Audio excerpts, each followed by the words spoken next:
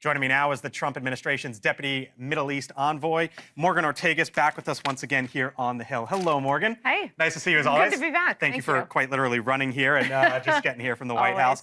So I'll get to the Middle East in a second, but the president said, Zelenskyy said today, the end of the war is very, very far away, and the president said that was the worst statement that could have been made by Zelenskyy. Why?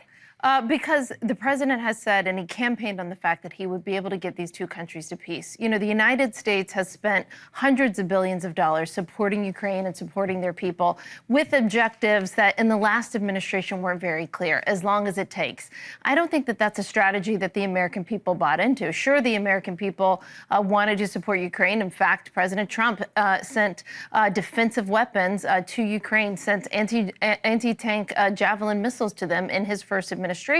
So he actually is the one president with the record of supporting Ukraine militarily. But at some point, you have to look and say, not only is it about the money, but it's also about the munition supplies, the weapons. You know, you have Admiral Paparo in Indo-PACOM said during the last administration, listen, America's going to have to start making some real trade-off decisions with the amount of military aid that we're supplying both Ukraine and Israel. The war's been going on 3 years. The average age of a Ukrainian soldier is 43 years old. I mean, that is drastically old for this type of war. You talk about weapons. Let me move you to Israel now, because the Secretary of State, Marco Rubio, expedited $4 billion worth of weapons to Israel over the weekend, bypassing Congress. What's the message that the administration is trying to send there? And are you also talking to Ukraine simultaneously with that, or is this just specific to Israel? Well, this move by Secretary Marco Rubio was incredibly important because we effectively had a partial arms embargo on Israel in the last administration. I mean, listen, I came in, I swore in, I think I raised my right hand about 12:30 or 1:30, not too long after the president. And one of the first things that we looked at was the amount of military aid that a lot of it Israel had paid for, like the 2,000-pound bombs, for example, that had been held up by the Biden administration. I mean, even when you look at Gaza, when you see my boss, Steve Witkoff, who was the first American official to go there in 15 years, when he saw the devastation, part of our concern for having Gazans return there is unexploded ordnance. Why was there so much unexploded ordnance? Because the Biden administration stopped resupplying the Israelis. They had to go into their arsenal and use 30-year-old munitions. And when you do that, of course, you know, when you have something that's 3 decades old, a lot of times it won't explode.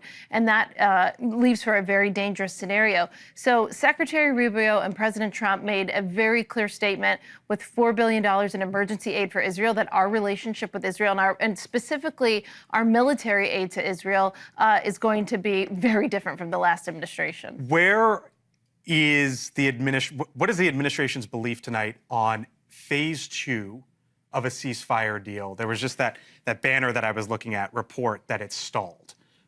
As your assessment tonight in the Middle East on what happens with Israel and Hamas going forward is what? Well, in phase 2, Hamas was supposed to essentially wave the white flag and not be a part of the government. I don't think Hamas is there, clearly. So what my boss, Steve Witkoff, was working on was an extension of phase 1. What's sort of been the guiding principle for President Trump? He talked about this going all the way back to his convention speech last summer in July. He wants to get all of the hostages home. He wants to get the American hostages home, but all of the hostages home. He's been really passionate about that, and that has been the guiding principle from which Steve Witkoff has been negotiating. We have to remember that this is a terrorist group, Hamas, that has American blood on its hands.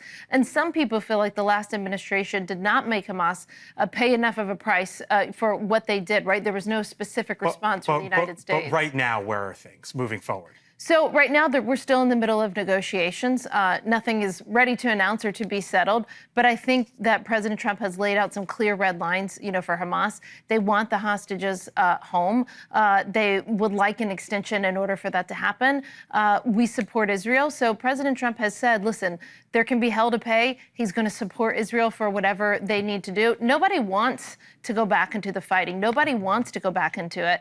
But Hamas may be leaving everybody with no option if they're unwilling to extend phase 1. So on those red lines and hell to pay, the president did say all hell could break loose in the Middle East if all the hostages don't come home.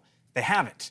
He also said that he could end the Ukraine war in 24 hours. Obviously, we know that's not the case. So how do you make the argument that what the president is doing is working? Well, first of all, we haven't had a situation yet where Russia and Ukraine are at the table. So the president he's the only person that could bring Russia and Ukraine together to negotiate. I don't think anybody else has the capacity or the ability to bring both sides to the table but President Trump. That hasn't happened yet, and that's part of what you're seeing us talk about openly to Zelenskyy.